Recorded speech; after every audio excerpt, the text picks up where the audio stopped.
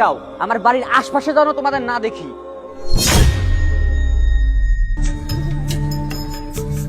ছেলে আমার মস্ত মানুষ, মস্ত অফিসার, মস্ত ফ্ল্যাটে যায় না দেখা এপার ওপার।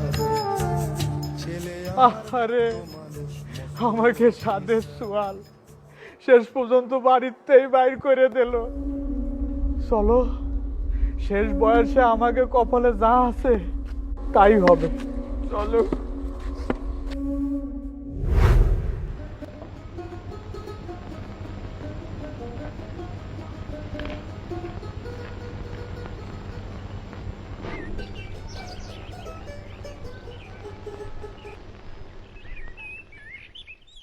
ওমা, আপু কেমন একটা সোয়েটার কিনে দিচ্ছি।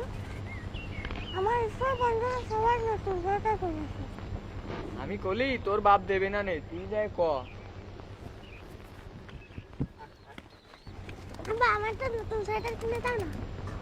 নতুন সোয়েটার লাগবে? আচ্ছা ঠিক আছে, তোমার এবার একটা নতুন সোয়েটার কিনে দিবানি। যাও, তুমি ভাত খাচ্ছ, ভাত খাও, যাও।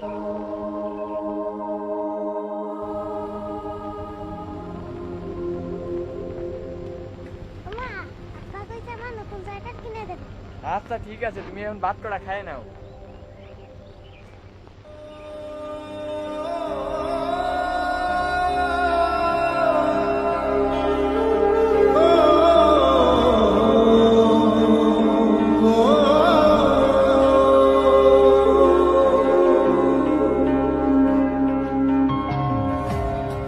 শোনো বাপ, তোমার আব্বা অনেক খাইটে পিটে তোমার মানুষ করতেছে।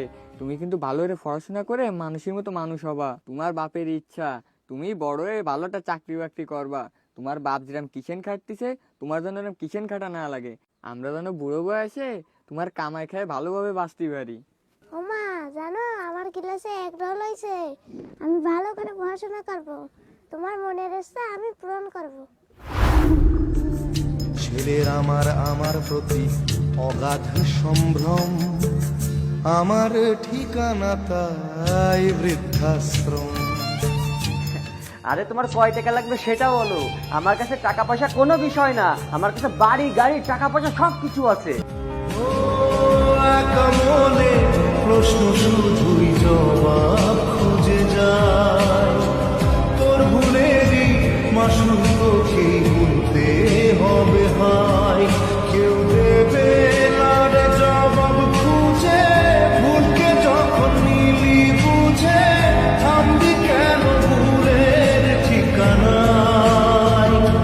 ও বন্ধু রে, বন্ধু রে, ও বন্ধু। একটু ধৈর্য ধরো, আর একটু ধৈর্য ধরো। আর কয়টা তাহলে আমি তোমার একটা ডাক্তার দেখাবো।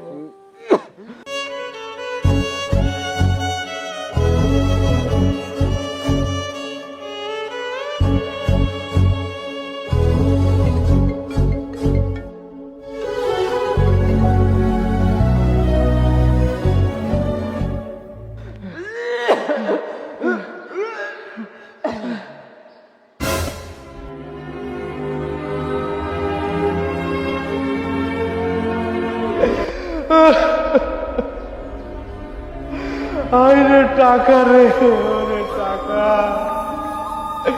সোয়ালের টাকার পাহাড়, পা রাস্তায় বিনা ট্রিটমেন্টে মরে গেল। আরে সমাজ, আরে সমাজে